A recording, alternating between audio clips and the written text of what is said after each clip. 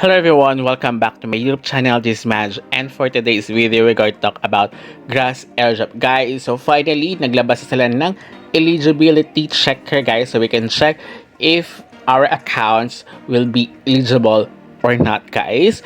Kaya wag kayong mag-escape, stay tuned at the end of this video para wala kayong ma-miss the important details at kung saan yung makikita or malalaman kung eligible ba kayo or hindi sa Grass account ninyo guys.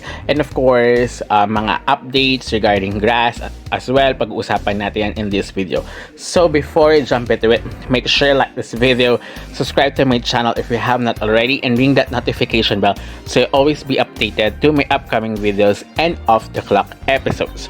So sa eligible checker, guys, may mga not eligible. So sabi nila is kahit nakapag-mine sila ng Grass. So I think kung late na kayo, super late even though as you can see sa akin, hindi na ako nakapag-epoach 1, 2, 3 ata, pati 3 ata guys. But yun nga, meron pa rin ako. So kung sumali na kayo, epoach 6 or 7. So ayun, epoach 3 kasama pala ako. Epoach yung first pala, then epoach 1, 2. Kaya nasa isip ko is tatlo, diba?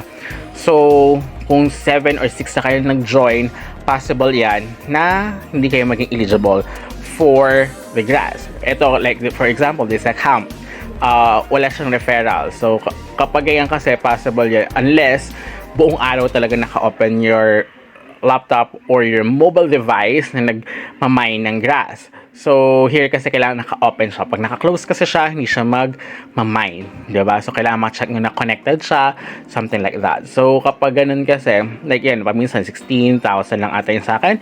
So I think mababa pa rin yan. So yung nakita nyo sa thumbnail ko, sa friend ko yan, which is malaki, diba? So possible yan. Kung may mga referrals kayo, possible yan. Pag katulad ko na hindi naman whole day, possible na maliit lang yan kasi nasa 16,000. But let's see kung ilan ba yung aking magiging Grass token. Pero sabi naman dito, hindi pa naman siya finalized kasi hanggang epoach 7 pa lang naman siya.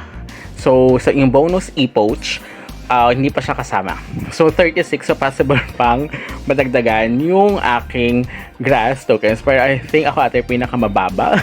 So may nakita ko 100 plus, ganyan. So yung checker na to, kung ayaw pumunta sa social media account, yan, pinapanood nyo na siya.